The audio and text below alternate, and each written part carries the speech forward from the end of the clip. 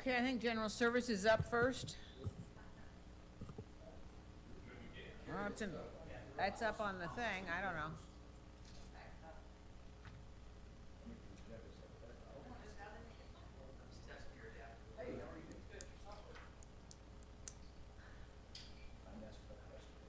Yes, you did. I think I messed it up the week before.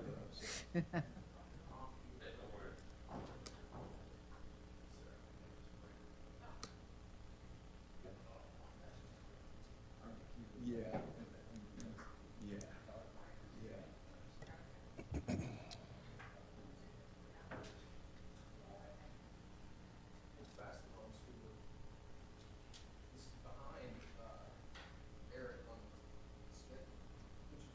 I'm only going by the screen.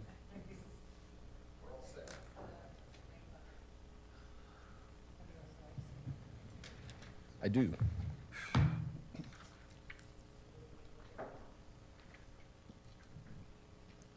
You want to do CIP first, or what? Okay. Do you want to switch your first or do CIP first? Or you don't Well, you did. You wanted to. It's fine with me. I don't care which one we do first. Yeah, let's just roll. Okay. All right. Well, first of all, thank you very much. I have with me Carrie Marasco, our budget director at General Services, and Deputy Tom Alessio here to assist me as we move through the thing. I don't know to what degree you want me to read through these things. I think all of you are capable of reading what we have. You can see our revenues, our expenses, and then what we're over target because of our, which will be addressed in decision packages later.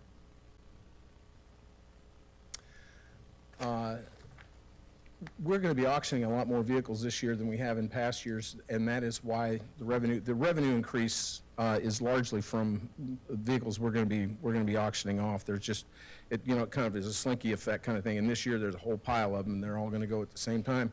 We do have the parking. What are we getting per week on park? We're making $300 to $400 a day off the new parking arm arrangement.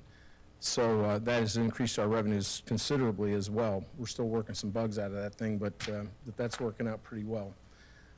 And we received a $25,000 grant for an apprenticeship program that Brian Oss is currently administering. Any questions on that one? Okay. As you can see, and you can go down through here and do the math on this stuff, we're expecting to spend $12 million less this year than last year, and there are various and sundry. We've been going down through the budget and trying to figure out ways to eliminate, superfluous spending and things like that, and we've done so somewhat successfully. Some of it is beyond our control. As you can see kind of in the bottom, there's carryover for the capital projects. There were elimination of prior year capital improvement decision packages to the tune of $5 million. But we've got this thing balanced out now, and where we think we're going to be able to reduce our expenses considerably this year as opposed to last year. Any questions on that? Maybe Scott, if I can, and this is Deb's here. How's that work? Oops, can you go back to that slide? Oh, yeah. The elimination of prior year morgue. What's that? And patrol budget appropriations, we're still carrying that money for the morgue, right?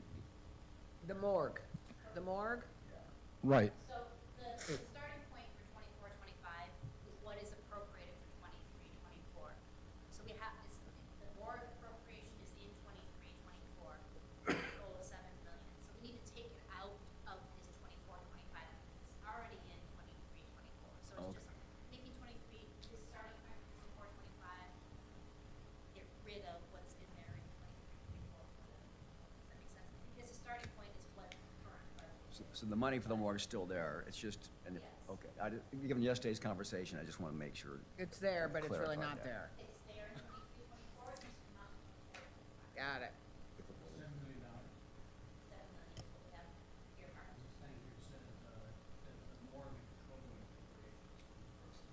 There was about 196,000 of projects that we carried forward and finished up in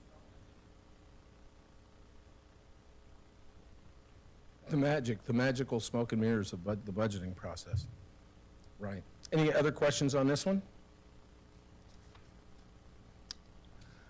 Okay, so we do have good news on the admin building cooling tower replacement. In the beginning, it was $1.3 million. Mr. Alessio, Brian Austin, some others, we decided to kind of regroup on that and take another look at how that would be configured on the rooftop, and we figured out how to relocate the cooling tower in such a way that we would be able to, and correct me if I miss anything, Tom, that we'd be able to make this thing work with far less piping, like multiple feet of, then the pipe is very expensive stuff. And getting it put in is expensive and the whole thing. So we figured out a reconfiguration of it to make it more, actually more efficient, more effective, and less costly. So even though we couldn't change this, I want you to know that the admin cooling tower has gone from $1.3 million to $625,000. We were able to find a savings of about $600,000 plus, actually about half the cost. We cut it in half. So that first number is actually $645,000 instead of $1.3 million. Awesome. And I have Tom and our crew to thank for that. We've established a culture where we really take a close look at these things and figure out if there aren't ways we can do things better, and they're very good at what they do, and this has been one of the empirical results of those reviews. Any further questions there? Just one question, is a vendor selected that's gonna do the work, or are we doing the work, or? We'll have a vendor selected. Okay. A local vendor. Okay. This requires crane services to lift those big heavy things. what I thought, things yeah, yeah. yeah. We have to hire out cranes and crane operators and Yeah, that. Our yeah. technicians and engineers will be there for installation, and that kind of thing, but it'll be a vendor service to do it. So we were able to find, we're not outsourcing very many things anymore. And the plumber that you have allowed us to hire, along with the other electrician, that especially the plumber, when I made those projections last year, we were spending $1 million a year outsourcing plumber services. This year, aside from the fire suppression system, we haven't hired out plumbing services at all. Great. That's great. It's working out pretty well. Thank you. Any other questions? Okay. Well, I'd like to spend a half an hour on this one, but I won't do it to you. The renovation schedule is on schedule. You just did a walkthrough. You can see for yourself. As I understand it, the building is now going to be called Life Services Center, and Global Neighbors will be the welcome center on one side. So, and that's all good. So we're on schedule, and knock on wood, I think considerably under budget so far. I mean, I hate to say that and then come back and say that something happened. But frankly, we have peeled the walls back, we've reinforced the building, we've done all the excavation, digging, this and that and the other. I mean, if there was something we were going to find in there, we'd have found it already. We're finished with that process. We're building back now. We're doing the construction. We don't have change orders. There are none of those. So we're running right along. The trains are running on time, if not a little ahead, and we are considerably good in the budget department. In fact, we're doing so well that we're able to put a new roof on that building, and still, at this juncture, remain considerably under projected budget for the project. So that's going pretty well. So as you know, we've taken on purchasing and procurement. That's really going well. The 75 group homes, I'm pretty proud of that one. We've been working through the lease program with Andrea in the legal department. It's been all hands on deck. Gail has been extremely helpful with all the record keeping, and everybody's just been doing it. So basically what we have now is 75 group homes that are, as of yesterday, all rented out. We have tenants in all of them. The providers we've been interacting with the providers. They're happy with the way things are going. They're finding our repairs. We've done our baseline surveys earlier on in the year, and we've been doing these repairs and renovations and getting them all up to the point where they're, people can live with dignity in these places now. They're painted and The dents and dings are gone, water damage has been mitigated and taken care of, new plumbing, new electrical.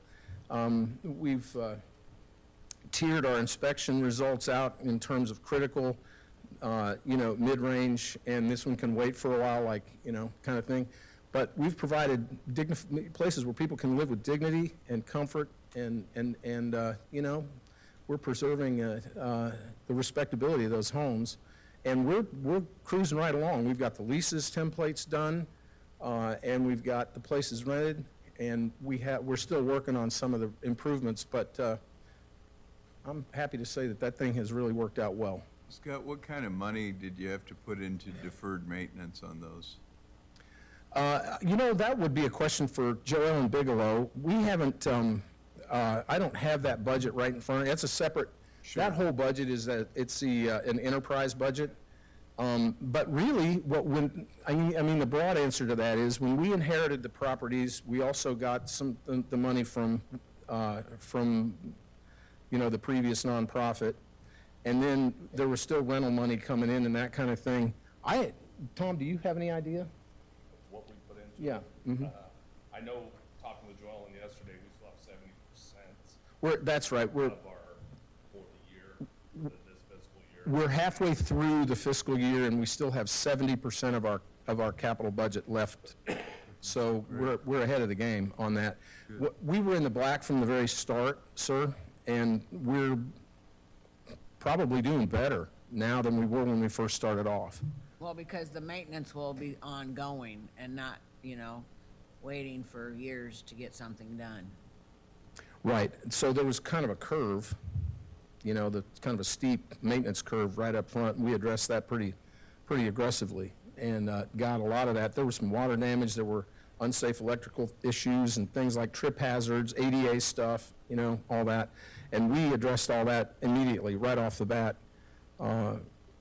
After years of working with the Help America Vote Act and polling places and stuff like that, it was kind of one of those things where it was second nature, really, just to kind of survey it, take care of it. But we're operating well into the black on this, and we're expecting to do even better. That's kind of a vague answer, Senator. I'm sorry about No, that, that's but I'll get it to you. Senator, you got demoted.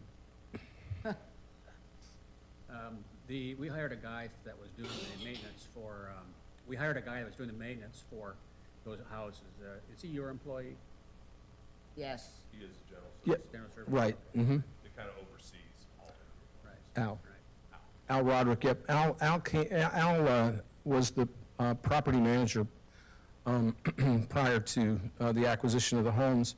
And we interviewed him and determined that he'd be the best, a really good fit. And I was just trying to place him where he was in the organization, so I got. He's the property supervisor now. That's his title. Mm-hmm. Yeah, he's employed by us. How do we resolve the issue with the automated parking here at the Admin building?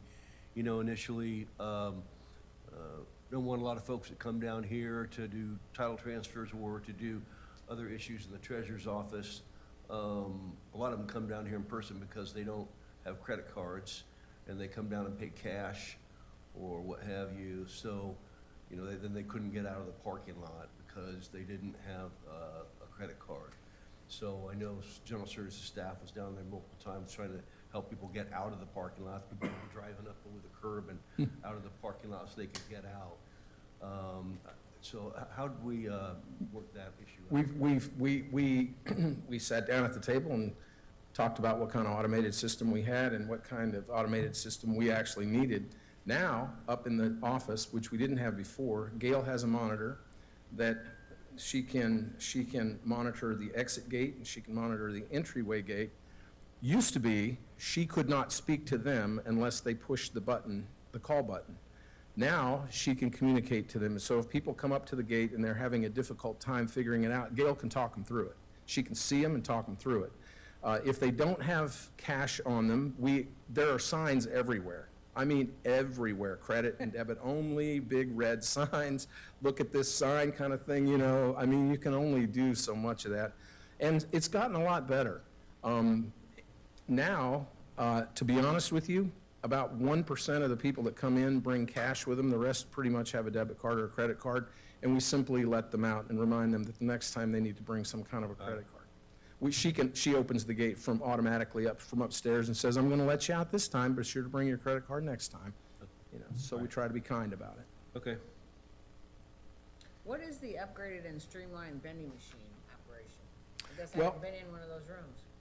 The vending machine operation, it was really kind of one of those things where they weren't checking on it. There was a whole other, so the Iowa Commission on the Blind runs that whole thing, as you well know. They had some employees that before that were not very responsible about making their rounds, checking the machines, and just, you know, putting their eyes on them, cleaning them off, and this kind of thing.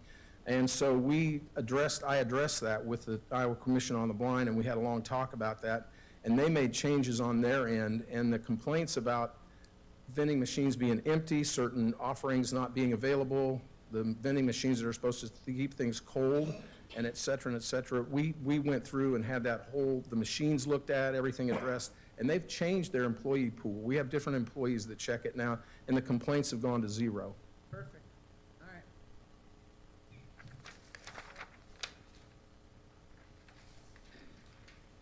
Okay, opportunities and considerations. I don't think you guys have been involved in all of this stuff, especially the Welcome Center, Resource Center, the global, you know, the neighbors and all. I did want to say very quickly that Tom and his group have been working very diligently, along with Carrie, on the EV charging stations and the CAT team that John Norris has put together. It's been really, we meet often, we talk about things, we've got grants that are starting to become integrated into this. So we have the first phase of solar panels will be this building, Northeast Community Center, and River Place. And so we've had these buildings, all of our buildings surveyed, everything is done. Now we're ready to start placing these things. The question that Mr. Norris and his committee and I have been pondering, and I think we've concluded that we can get started on these things as soon as the weather permits. The grants from the federal government are available, and we're going to get them. As we all know, the feds are fickle with regard to when they are actually going to release the money. Hopefully it'll be February now, but we shall see. The VAV system, that's a variable airflow system. Right now, we have a boiler in this building in the basement, and it burns a lot of natural gas, and we rely on this boiler to make steam and to heat the building. As a part of our mandate to eliminate greenhouse gases, we're going to cut that. We're going to get that tank out of that boiler's out of here, and we're not going to be burning fossil fuel anymore. This VAV system is electric. It's computerized. It has a computerized damper system. We can control when we're heating one place. If there's a part of the building that's not being used, we don't spend down any resources on it. So it's a variable control system. It's really high tech and good, and we're getting grant money on that one too. And that should be starting when we've got we have the equipment. It's all stockpiled. It's here. So we're going to make that change pretty soon on that. So long-term, you can see what those long-term projects are. Do you have any questions about anything? The only one I have, just, and I've asked this multiple times because I'm just curious about it, you know, upgrading infrastructure in our existing buildings to accommodate electric vehicles. We're going to be able to do that internally with other electricians. That's, as you probably know, super labor intensive. When you're talking about adding 240-volt outlets, multiple 240-volt outlets, it might even impact the amperage that you need coming into a building. Depends on how many amps it's going to pull. If you got a 600 amp box and you're going to try to pull that many amps on for, you know, 10, 11, 12, 13, 14 vehicles, that's a whole different ballgame. And then, like I said, you got to run. Are we doing that ourselves? Yes, for the most part, we are. We've got electricians that know how to do it. We've run them. Tom and I have run them. I don't dispute that they know how to do it. I'm just saying, it seems to me that it would take quite a while. We put 4 stations in at 70 College already, in anticipation of the 4 electric vehicles we're gonna have. We currently have 2 of them there, but the electricians were able to find room in the panel, run what they need to. Right. Work perfect. Okay. The good thing about the electric service that comes to to our buildings, and we're doing a whole new electric service right now. That's underway, I think, as of just started yesterday down at the Life Services Center, 1914 Carpenter. Fortunately, the service box, the boxes, the external service provides for us to pull in the amperage that we need to be able to do 220s and things like that. So, and our electricians have already got that part done. We're putting a service box in right now in anticipation of a higher volume at 1914 Carpenter that'll be able to light that whole parking lot up. I mean, we'll be able to do anything we want to now, pretty much. And our electricians, we've got folks from the utility company that are in partnership with us, but our electricians are handling the bulk of that. Okay. So how many are we gonna put in total?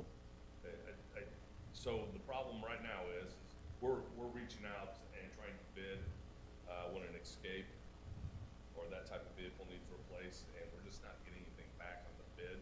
So we can go out for retail, but obviously you're gonna pay much more for retail. We did come across one Bolt that was comparable to what we would bid it, we were able to get it. I mean, the supply is what's hurting us there. I mean, both Carrie and I have reached out multiple times trying to bid these out, and we just got no response. Sure. Yeah, they've been really dogging the market. I mean, they've been riding the market hard, reaching out, trying to figure out this, that, and the other. And you know, between the COVID problem with components and just the basic competition, I mean, the competition's stiff, you know, for these kinds of things. We're trying to figure out a way to keep the cost down to a dull roar and still achieve our goals, you know. So it's, you know, it's working out. It's going to limber up in the out years. So we're getting our infrastructure preparedness program together so that when these automobiles do become available, we'll be all set to accommodate them. I'm trying to think ahead a little bit on that one. And we've got our grant team through the CAT program that John has put together. We've got our grant team laser focused on all of these kinds of things. And Polk County Conservation was kind of on the cutting edge of this kind of stuff, so we're not having to reinvent the wheel. They've already figured out, kind of knocked the glitches out of some of this stuff for us. Okay?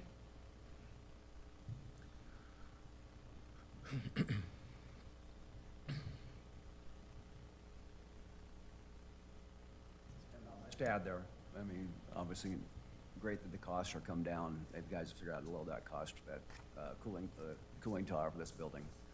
And that's the more detailed description of the jail expenses that were in the budget you saw earlier. What, the feed ports? Yeah, the feed ports. So I believe that quantity, is that the full number, or are those coming in over a period of 3 or 4 years? I believe 56 is the regular feed port doors. Now, we've come across a contactless system that I think Brian, working with the sheriff's staff, wanted to install. So I think, and I'm not sure, I think it was an additional. It's 30 some odd units. Yeah, it's like an additional 30 to 40 of the contactless system that we decided to wait on and just go with the regular feed port doors. But what we were doing with those is we were phasing these and doing them like 5 at a time. And we just decided, let's get them done, right? So put it all in one package and let's go to town on it. And in discussions, we've determined that the TV bulletin boards are very good at just, you know, changing messaging, but the enclosures were unnecessary. One, they're hard to reach, and if you break one every year or two, it'd take about 20 years to pay for the enclosure. So they weren't necessary. And to not approve the storage system, which is, we think, premature, maybe a little over the top in terms of a high-tech dry cleaner service with the conveyor belt, and we're hoping there can be a more efficient solution to that problem if they get to an overload on the laundry service. Did we hear about that service or something? I don't believe we talked about it. Yeah, we talked about it in our budget meetings. This is the, You guys might have talked They want- about it, we didn't talk about they it. want to install a conveyor belt. You know, you go to the dry cleaner and they push the button and it circles around and brings Yeah? it. Yeah. We thought that was probably not necessary at this time Out at the sheriff's office? at the jail. The jail. Did we talk about it? Yeah, I remember it. Okay. John, it was $265,000 for 56 feed ports and 35 contactless systems, is what it was. Thank you. Okay. Thank you. He's in the CIP, probably. What's that? He's in the CIP now. Where is it? Next page. Yeah. Where's my CIP?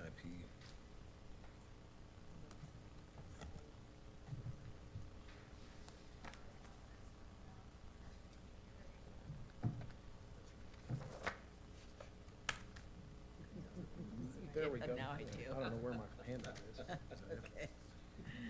Okay, fire away. Capital Improvement Program. Well, as you can see, in terms of capital improvement projects, General Services Department has been busy. We've been going full tilt. The courtroom, those courtrooms at the Justice Center are completely done, and I mean, they're beautiful if you ever go look at them. All the woodworking, all the cabinetry was done right here in-house, down at our carpentry shop at 70 College. You can go down through, and I don't need to read it for you, but we did, the Sally Port at the jail, I do want to highlight that. We were able to, the first estimate on that thing was with the architect was $1.2 million. Tom and I shot a takeoff on it, got that down to $600,000 for the same quality, same everything. And we decided to go with that. And we have awarded a contract for the structural steel, which we will not be doing ourselves. We don't have the capability to do that. However, we will be doing all the electrical work. We're doing the drainage system right now, the plumbing and all that business. So we're thinking, knock on wood, that we're probably going to come in even a little bit under our lower estimate. So we'll see how that goes. But it's going to be a nice piece. So then we're looking at the sander shed moving out at Public Works and things like that. So if there are any questions, oh, by the way, 50% of all building projects completed to date. I would change that to about, what, 70, Tom? Something like that. We're about two-thirds of the way in on that now. Have you, okay, let's see, I was gonna ask something here about, the remodel of the county attorney's office is done? Yes, ma'am. Okay. Their first ask. And, you know, we put, how many offices, Tom, at Public Works? 2 wings. Two new wings, completely done, I mean, from scratch. Framed them up, drywalled them, ran the electricity, all the lighting, all that business, painted them, trimmed them out, completely done. I mean, it's been like we've been building houses, really, for the last year or so with the county attorney's project and the things at Public Works. I mean, we've been pretty busy, but the team has done great work with that and gotten them done quickly and efficiently, and has allowed us to move on to bigger and better things.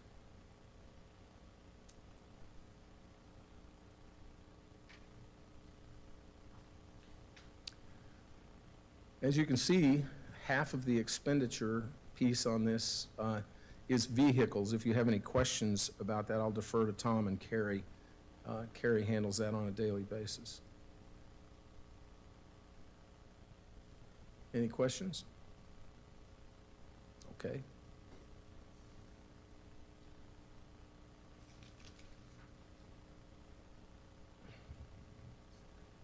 Mm-hmm. So you can see, we've kind of talked about the HVAC system. You know, there are problems with these HVAC systems. They're antiquated, they use fossil fuels, all kinds of stuff. So we're working to, what you see here are the expenditures that we anticipate for buildings. It comes in a little under $1 million. Some of this, I think it's safe to say, will be offset by grant money that we're working on right now. But all of these building upgrades, in some way, shape, or form, are being done with energy efficiency and reducing our carbon footprint. Everything we do now passes through that filter of energy efficiency, cost savings, and reducing our carbon footprint as a county. Everything we consider passes through that filter first. Just want you to know that. Any questions? Okay. This is just your typical, you know, annual equipment replacement. You know, we have a bulk of that, a good portion of that expense is at the jail. There have been things that are just worn out, you know, dishwashers and things like that. They just they just wear out with time, hot water and lots of pressure and moving parts and that kind of thing. But we've taken a fairly conservative approach to this, and replacing of obviously what's needed to be replaced, and trying to refurbish things that could still have some life left in them, that kind of thing. Okay. Mhm. This is kind of self-explanatory. The patrol vehicles, that's on a schedule. And the equipment, of course, they have to be outfitted each and every time we get something straight from the manufacturer. It has to be completely retrofitted to serve the purposes of our patrol officers. I think the non-patrol one is, there's one for a detective, I do believe. Is the other one animal control? Civil, oh, right, okay. The F-350s come to general services. The 7 SUVs are included in that are 3 electric ones that we're taking delivery on those.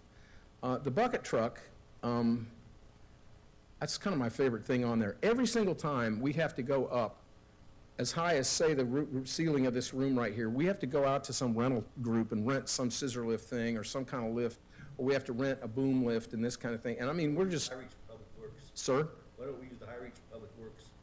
They got a bucket truck out there, they work on signs with, don't they? Yeah, they use the sign trap. Anytime we request, it's kind of hard to get it. It just isn't, Yeah. it's like it's not available. They keep that thing pretty busy. We're just having issues currently with pole lights, reaching HVAC stuff on the edge of the building. Well, we've got a big lift, but it comes with this big support that you can't put up on the grass. It's gotta be at curb level. And then we have trouble reaching where we need to reach. And we have reached out for the, sign truck with their bucket out there on, multiple occasions. Just, I mean, it's never available when we need it. I mean, and I'm sure that they've got those people busy, so. I guess I don't. Yeah, it's just become a matter of practicality. And so we're forced into a situation, when they say, well, sorry, it's not available, which is almost all the time. We're forced to, because these issues are,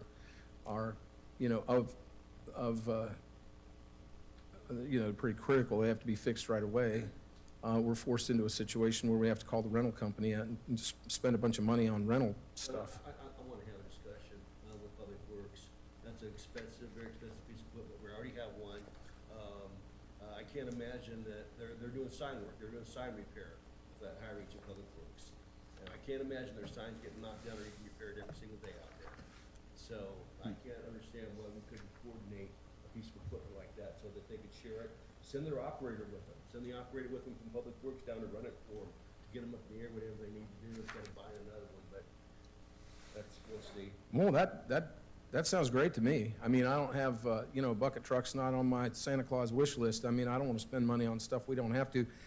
I'm, economically speaking, we're not going to argue with those guys when they say no and start an argument No, with I them. get it. I get that part. That's Yeah. that's up to us. Yeah, we can get Scott and We'll find out. Brett Yeah, it's together just and- economics. I mean, the rental thing is just way more than it's just adding up so much that it would be more expensive to keep renting than it would to just have. We already have one. It's yellow. It's a great big. It's out there. Public Works. Sure, yeah, if you guys want to help us settle that out, that'd be great. Sure. Yeah, And you can see, we have $300,000 that rolls over and over and over. If vehicles get wrecked, in pursuit or whatever, then that's what that's for. Pardon, we haven't had one in general services before, have we? You're asking for something, is there something totally new, bucket truck? This is total fleet, so sheriff's Yeah. included. He's talking about a bucket truck. Yes, Oh, you're talking about, we've never had. No, we've never. that's what I assumed, okay, all right. No, it's just been this, I look back in time, in the records and receipts, and it's just been this thing where, we have 27 buildings, and they all have, at every single time there's a window or this or that or the other, we're renting something at a really kind of high dollar rate. I'm just looking for ways to knock that back. Right. Okay. Thanks. That's it for our presentation for today. Any questions before we wrap it up? No, I'll follow up with Scott and Brett, and we'll get you guys together and we'll just discuss it. Yeah, it's not like they've been curt or, standoffish or anything like that. I mean, that we've asked and they've said, well, it's currently being used, and we've just said, I'll okay, follow up thank with you. you. And we do, our electricians can't operate a bucket truck, so They can't? they can. Yeah, I'm sure they. That's it? How much is a bucket truck? I spoke with, Truck Equipment is the local Duralift. And I mean, you get like a truck with nothing, right, a bed, and you outfit it, right around $100,000. Okay. All right, any other questions? Thank you. Thank you. Thanks, Tom. Thank you, Carrie.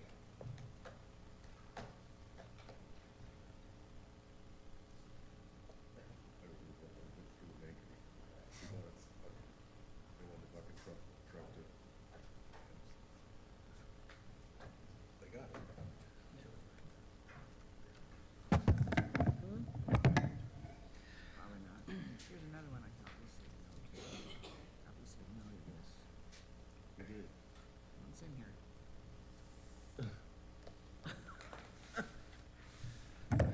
Good morning. Yeah. Morning, Eric.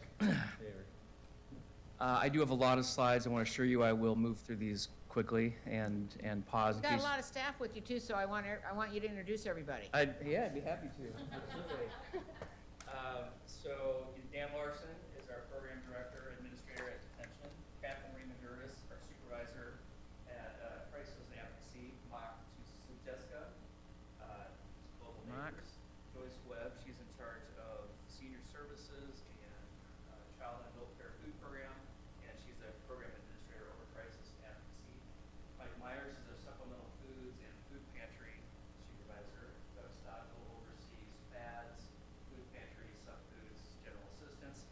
Connie is here from general assistance. I know she works with the board and with John on a lot of the other things we've talked about today. And then Sam McCoy is our senior services manager.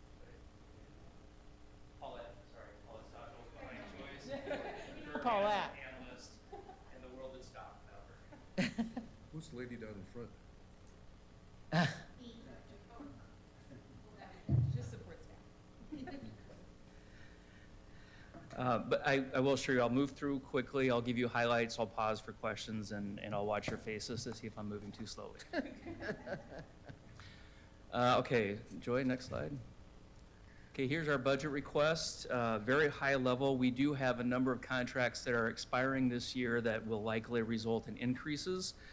Those include community meals, financial empowerment center, Meals on Wheels, senior exercise classes, and we've seen a remarkable increase in GA for beds for families, as well as for cremations and funerals. But we were able to offset that by reductions in GA shelter and with congregate meals transportation. Those are lines that have been overspent, over budgeted the past few years, so we do have a good amount of margin. I've reduced those. We still have a pretty fair amount of margin. Transportation, I'm very confident about. We are fine.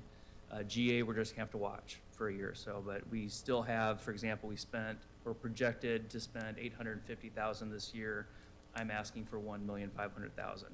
That's a $2,400,000 reduction from last year. Revenue, some of that is a little misleading. The detention reimbursement revenue, that's always based on current year receipts. We did get more this year than we generally get, so I'm not sure it will actually be that high, but that's the formula we use when we project it. And then you'll see that another large item is some of our revenue that last year was shifted to us for the DHS presence in River Place. Revenue will go back to the general services budget. And then for expenses, you'll see the biggest line is on personal services. There's a line there that shows elimination of senior assistants. So that's not really a reduction. That was kind of one-time money that was rolling over. It wasn't regular part of our budget, but that will come out from this current budget year. And then again, you'll see as the revenue will go back to general services, the certain expenses will also come out of the general services budget and go to their budget and come out of our budget. General assistance, the theme here is that applications are up, but eligibility determinations are down, particularly with rent. We are finding more and more folks just are not in sustainable living situations, so they don't qualify for assistance because they would receive it and then immediately be evicted anyway. So our eligibility is down. Senior assistance, there was a big pot of money put in 2 years ago. We have just not seen much going out.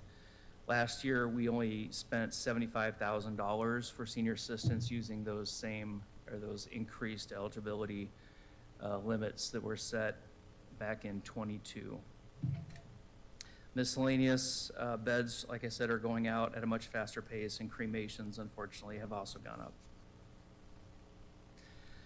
Adult services, I mentioned earlier, congregate meal transportation has trended downward for several years. We just feel like more people are driving. Meals on Wheels contract ends this year, and an RFP has been released for that already. Next. Senior services, we're seeing really good participation for meals. Numbers are up for the meals. You all are aware that we have a new vendor this year with Wesley Life, so we've had some growing pains, but they're doing much better. And we are renewing our exercise contract and adding 4 classes. Eric, when you said growing pains, is that related to the quality, some of the food quality issues? Yes, and yeah, there's been some quality issues, there's been some preference issues. That's a little harder to navigate sometimes. Right. And it does sort itself out over time through our senior nutrition committee. The quality issues are getting much better. There's still a day or two a month it seems that something happens, but Who's providing Meals on Wheels? Wesley Life. Oh, that's what I thought. And that we're doing a new RFP We're doing, Sure. correct, right. for that contract? Right, so this one talks about congregate meals served at the senior Right. centers, but they do also have the Meals on Wheels, and that is out for an RFP right now. Okay, and will there be more than one bidder on that contract? I don't know. I kind of suspect maybe not, but Okay. we will find out. Thank you.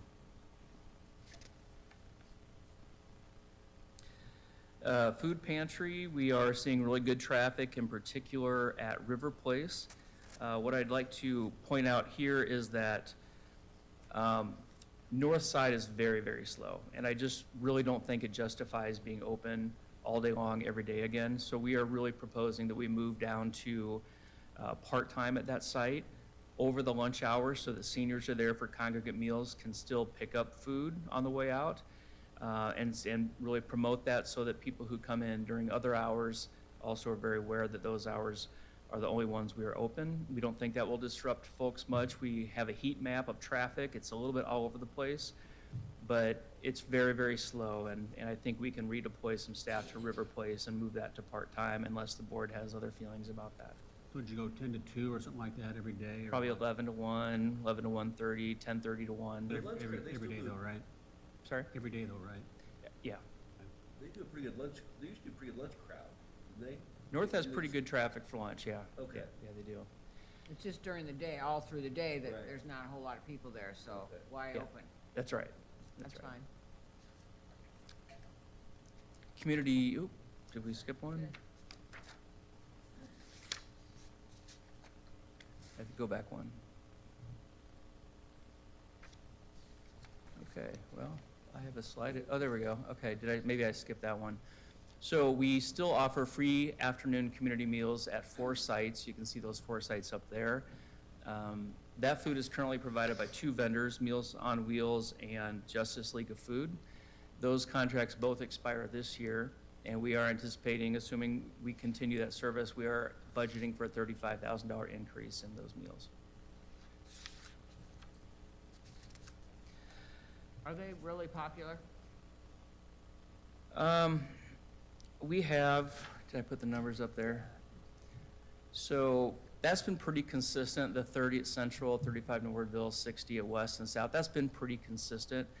I would tell you, I don't know that we're getting to food insecure households as much as we thought we would. I think we're mostly getting to seniors who are still there at those sites at the end of the day.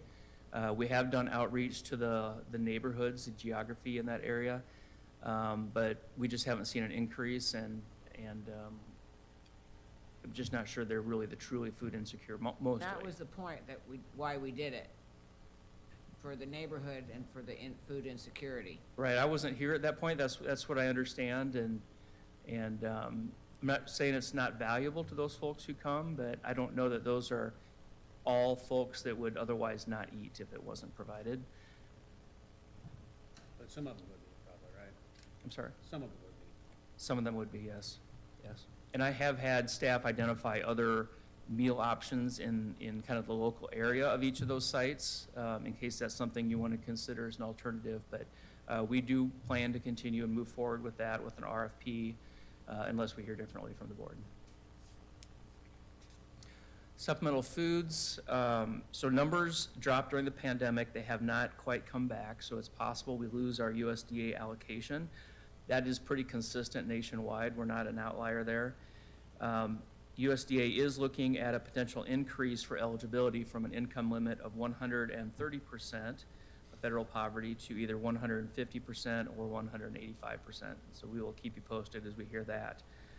They also would like to change the name of this program nationwide from Commodity Supplemental Foods to perhaps officially being called USDA Foods, but we would be able to select another name locally, which, you know, we would make sure we run past the board. We want to prioritize dignity and be clear that it's for seniors. Child and adult care food program. So this is what I always refer to as putting healthy food into little bodies. Numbers with this are down nationwide as well, but there's a lot of value there because it helps establish healthy eating routines for young children whose brains are obviously developing as well as their bodies. But the really important thing I think you can see here is it's really also important supplemental income for home daycare providers. And the average provider under our program earned an additional $8,000 of income. Now, there's a range there. Some people earn much more, some people earn much less.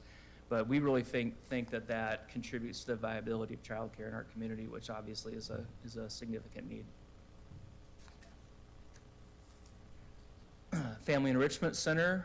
This is a family development and self-sufficiency program. You can see that we served 325 families. And you can see from the second bullet point that we do have and see meaningful increase in household income for participants that really engage with us. However, we have decided in the last year, and the state is aware of this too, that we probably need to do a better job of identifying families that are not making any progress. And this isn't families that are struggling to make progress or that have barriers. We will work with them. We understand that that's what we do. The families who over a significant period of time have just stopped really making any effort, we really need to close them out and move on to families who are really engaged and have them benefit. Eric, I see that you have 47 refugee families there, and I wonder, that seems low to me. I mean, for eligibility, obviously, there's probably more out there, but I wonder if the opening of the Welcome Center, if that wouldn't, that number might increase. Because we would direct them probably, or someone would direct them probably to this program, don't you think? I'm sure it will have, well, it'll definitely be a more direct relationship. We thought that might go up this year because the state had loosened up some of the eligibility requirements, but then we had such a waiting list that they really wanted us to revert back to the original eligibility requirements. So that prevented us from moving into some populations that have not historically qualified, but we thought might be very motivated and might benefit very much. But our waiting list is just so long. Some of this activity of moving people on with referrals to other places, if they're not making progress, will help with that. But I think connecting them to global neighbors certainly can help. Also, I would say for CACFP, we have, I made a contact at the Refugee Summit this year with the Kathleen McCauley Center in Lynn County. And they have had some progress engaging refugee families for this as well and overcoming some of the technological barriers. So we continue to explore that.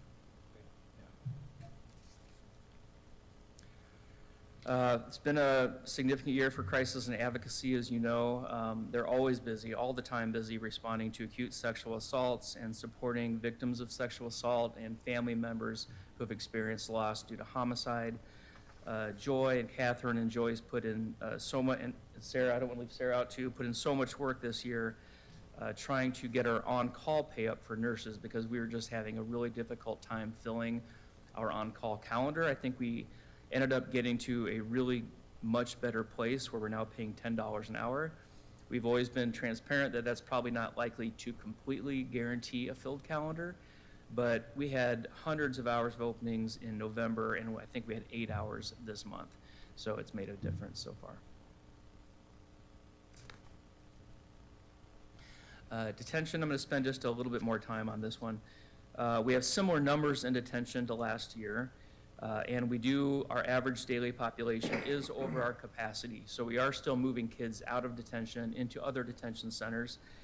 But I do want to highlight that Impact, which is our supervised furlough program, that has dramatically reduced our care and keep costs, and you can see that it has saved care and keep savings over $300,000.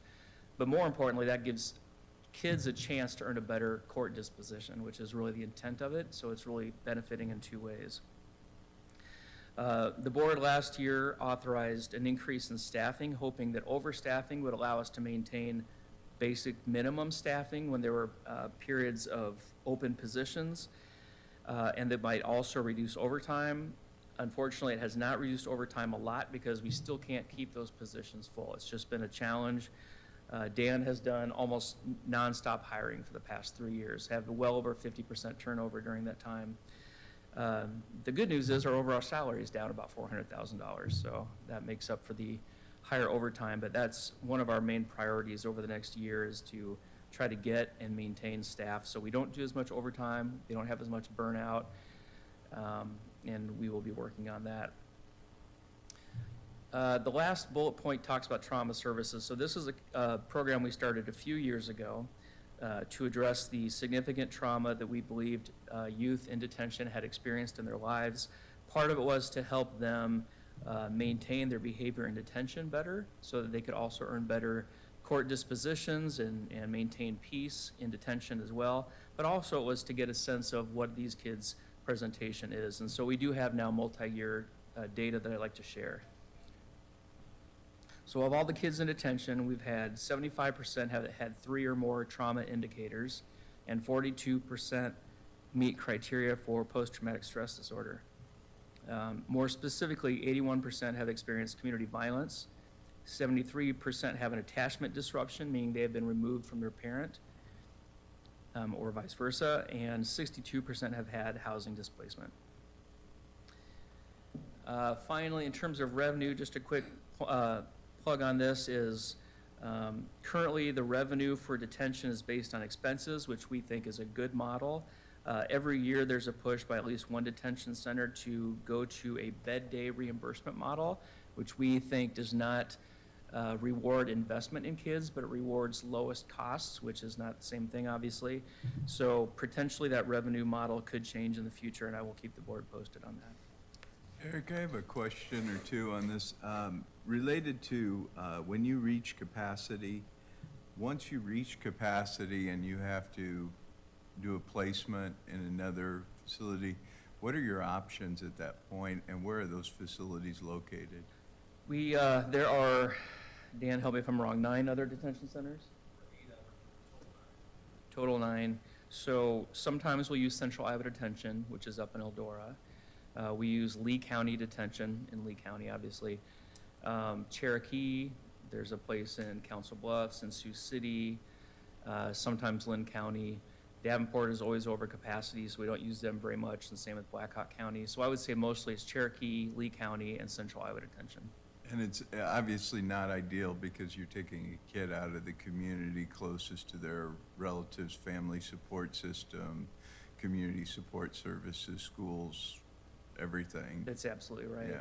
Not to mention, there's always a risk traveling back and forth. So how many kids are we having to do outplacement with on an annual basis, Polk County residents that we're placing in other facilities? I don't know the total number, but on any given day, I think we have about 2 out.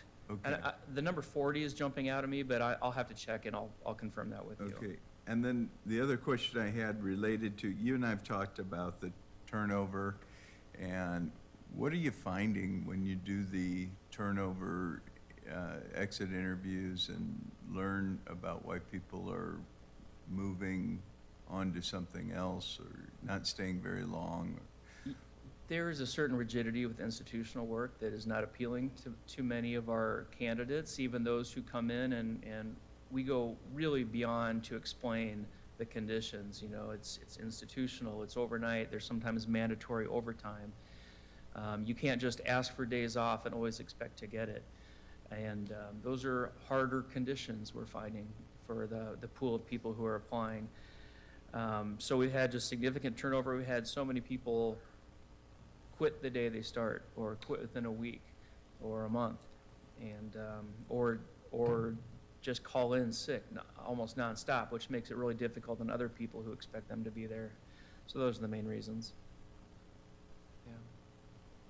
What can we do to fix that issue? I mean, clearly, that's gonna continue to be a problem.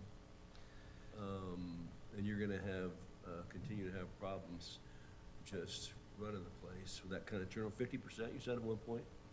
Oh, well over 50% over the past few years, yeah. So a couple things. One, we've really, from a culture standpoint and from a buy-in standpoint, and Dan has just done such a great job of this, is helping our staff see themselves as they are, which is juvenile justice professionals, not just guards for kids.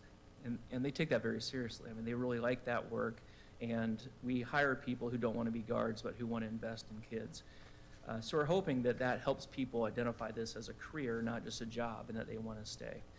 One of the things I want to talk to HR about with this PDQ process we went through is if there's ability to establish a second level of youth service workers. That's not going to keep everybody, but to the extent it can keep a really good core of veterans that make it a career, that can help you withstand turnover a little bit better. So those are really the two things I'm looking at. We have gone out of our traditional mold in terms of who we consider for candidates. Sometimes that's worked and sometimes it hasn't, but we'll keep doing that as well. It's nearly impossible to have a workplace culture without the history. If you're turning the place over every year, twice, you know, every other year you're turning over 100% probably of the workforce. You know, creating that culture that you want to create, it's very challenging. It is, and Joy knows this because we talk about it all the time, is there's always been a good culture of people moving from youth services to the rest of CFYS. And it's worked out very well. And it's been kind of a nice career path, but that's another way that it kind of thins our ranks. And we really want people to see this as a rewarding career all by itself. Possibly getting a second step of youth service worker pay that would probably put them over many of the jobs they typically apply for at CFYS, the other part, and so maybe that helps people stay and commit to making it a career. I know that's a big ask, just one of the things we're considering. No, I'm open to anything that we can do to resolve it, or at least mitigate the issue somewhat. And if there's another classification and, you know, over and above a youth service worker, that, like Matt mentioned, to have a career path, you come in as a youth service worker, and you know that, you know, at some point you can become senior youth service worker, whatever title we use. And they have to see some value in being there and staying there. Yeah. So, Is staff safety an issue with respect to working environment? We know we've made a lot of, one thing we did 2 years ago is we had alert buttons. You know, we have a control center where one person monitors a lot of cameras, and they're very good at seeing commotion and making an on-call. And the on-call is amazing. It's both immediate and overwhelming, but also compassionate. And it really shuts those things down. But when there's so many cameras to look at, it's difficult sometimes to catch things without a 15-second delay, and a lot can happen in 15 seconds. Or sometimes staff on the wing could feel something coming on that would not be apparent to control. So we ended up getting alert buttons. General Services helped us get those installed. Every staff member has an alert button, and they can either hit it when something happens, or they can hit it when their spidey senses tell them something's going to happen. and that has really helped a lot. We have trauma therapists on site to help kids prevent escalation and also to de-escalate after the fact. But certainly turnover and a lot of new staff does affect how you respond. And so the more we can maintain, seasoned staff, that really contributes to safety. And are you using seclusion still? And if so, what does that look like So under we- the new disability rights challenges? Right. So the Southern District of Iowa had a ruling related to the lawsuit against the state training school, and that did address seclusion. And really, this is a layperson's term, so I'm not going to look at Ralph's face while I talk about this. But really, it was an hour. They were saying you can't do an hour. It really extreme situations. And so we implemented that. Other detention centers also did as well. This year, I asked Andrea Petrovich to give us a new ruling on that, and she has given us, I think, some really good ways to have some wiggle room in that.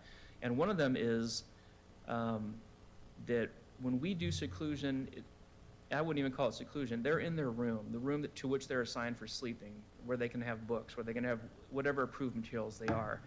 It appears that that probably does not meet the definition of seclusion as intended in that court order.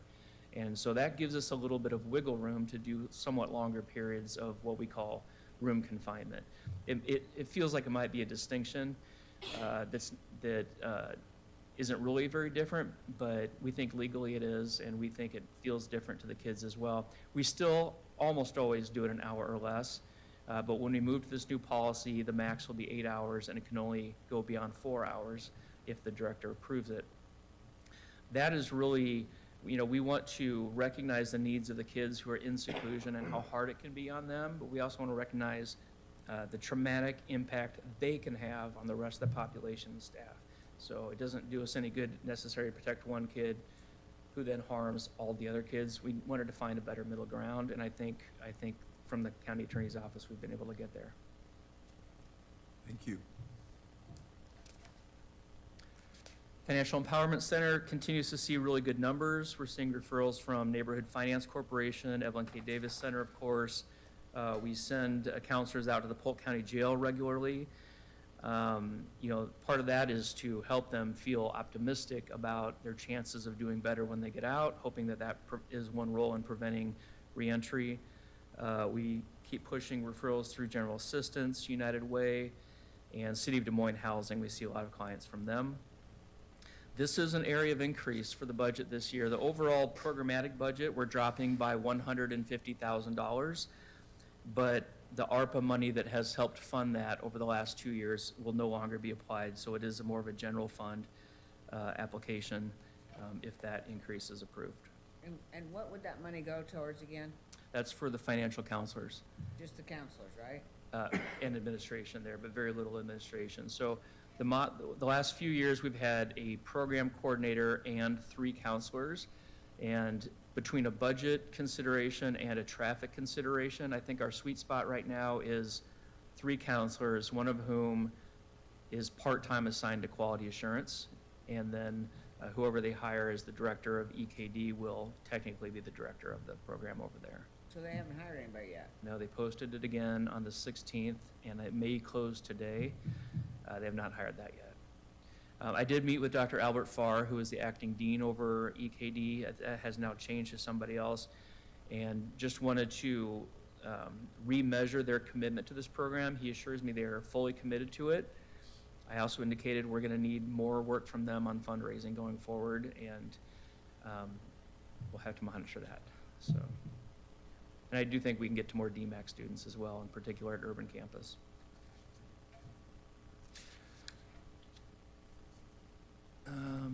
Other way.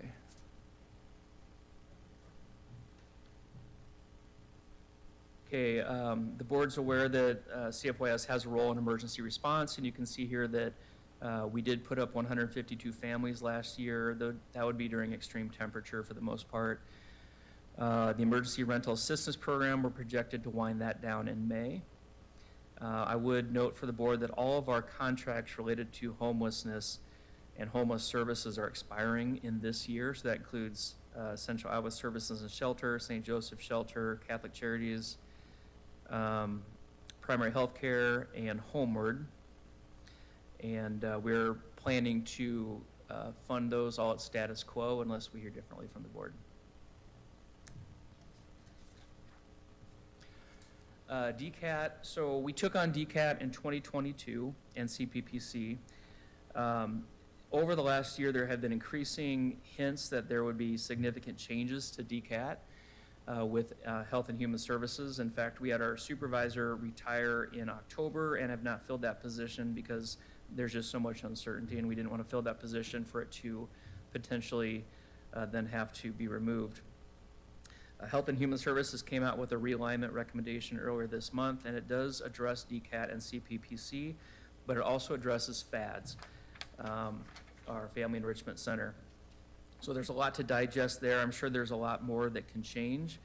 But in my first fairly thorough review of that, I think what it looks like is they're looking to start a new division called Family Welfare and Protection, or Family Wellbeing and Protection.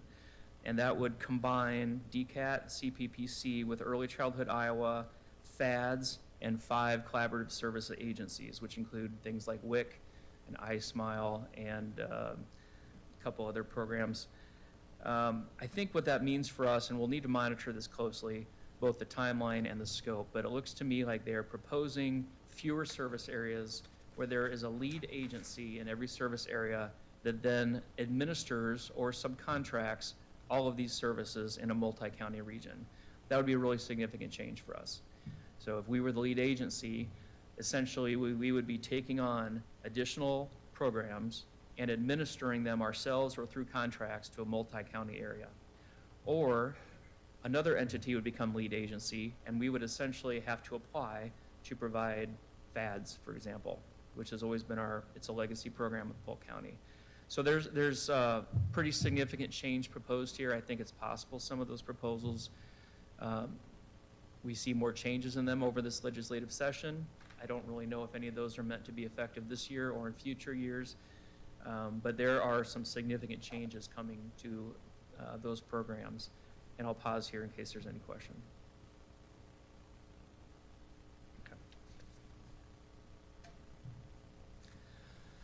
Okay. Upcoming excuse me, opportunities. Sarah is working with Doug Romig on affordable renting housing stock using ERA2 funds. I've been administering those rental assistance funds, while I'll help where I can on that. Of course, we are looking at building Global Neighbors and starting up that program, and one of our goals is to continue staffing up at detention. Long term, I do see an opportunity to reduce or redeploy our workforce. I think we could probably do that with 2.5 FTE without too much difficulty, preferably through attrition. Possibly another position on top of that, and then just department-wide, we need to keep focusing on kind of the language that the Financial Empowerment Center brought to us, which is not just meeting basic needs, but helping people meet their own basic needs. So connecting people more with financial counseling. I know that Mock and Joy, through the Global Neighbors, that will be a real significant part of that program. And then we're looking at doing some training through our entire department on stages of change model and motivational interviewing, and how you help people identify their own reasons why change towards economic stability are important, and then help overcome the barriers. And that's really a progression you have to follow, and if you skip too far ahead in that process, you're going to lose people. So doing some review or teaching on how you help people identify how to make changes that can benefit them so they no longer need emergency benefits. And that's all. I had a couple of things for you, Eric. One of them we didn't talk about, one of them we did. And the one we didn't talk about was Johnston is doing a renovation of Crown Point, which is a big community site for us. It's be $7 or $8 million thing. They're doing most of the heavy lifting on this. The city of Johnston is. But a good argument could be made that we should participate in this because we have a lot of seniors that use it for meals every day. So we've talked, Eric and I've talked, John and I have talked a little bit about it, thinking that maybe $100,000 makes some sense to put into this project at some point. I don't know where they are on it, to tell you the truth, but that's something food for thought for everybody. That's another opportunity, I guess, we could look at. The other thing I wanted to mention is, Joy and I talked a little bit about SART, and I can't get past the idea that maybe what the problems we experienced in the fourth quarter of last year probably are gonna continue to recur. I think we've solved it for now, kind of thing, but I think they'll continue to pop up again. I'm kind of move the can down the road a little bit, maybe. But what I don't know, and maybe you don't know either, Eric, but what I don't know is, what I'm told is that, women, who are sexually assaulted will go to the emergency room, and they're not, presenting an open wound or gasping for breath because of a heart attack. They're not gonna get in front of the line, they'll just be there and be in a wait for a long time conceivably, so they leave. Do we know if that's true or not? I'm gonna- To answer that, I don't know. I don't know if it's true or not, I'm just kinda asking you. Well, I'll say real briefly, I can't tell you for sure the timeline. It would surprise me if they are like sitting in a congregate waiting room for a long time waiting for care. My understanding is they are moved into a room fairly quickly, and then, it takes some time for our nurse to deploy, but I think, expect them to be there within half an hour. So not too long. If there's an open shift, they might be asked to wait until a nurse is available or to come back the next day, and that has happened a few times, but not a lot. I'm gonna let Joey comment further on that. Well, I do think that there are occasionally delays within those emergency rooms, because they do have to get processed through the hospital. So the first clearance, the health clearance before, maybe they would share with the provider or the nurse that it was a sexual assault that brought them there, can in fact be a delay. But once we realize that the sexual assault is the reason for them being there, then I think our process can start. Okay, the reason it's important is that there's a proposal out there to put a site that just handles SART. And if that's a long-term, wait in an emergency room, they're going to emergency room, they just go there. But if it's not, then there's no need for it, right? So I guess we need to figure that out. That is a very interesting model that I think could potentially replace the current system we have. I don't think we could do it middle ground, because then we would be cannibalizing from each other for nurses. But if, in fact, there was the funding and infrastructure to stand that up as described, I think it would probably be a good model, because then you would have a fewer number of nurses full-time, rather than trying to continue to patch together people who are doing it in their extra time when they can. That's the one hand that's bad, is that, we don't know how long that'll go on, because people get tired of it, they move on, they retire, whatever, so. That's right. Those kind of things can be all impactful, but Yep. it's something to think about, I guess. That's all I have, thanks. Any other questions for Eric? Okay, we'll be getting back to you. Thank you. Oh, you got a county recommendation, sorry. We didn't do yours. Recommendation. Yeah, staff. Oh, okay.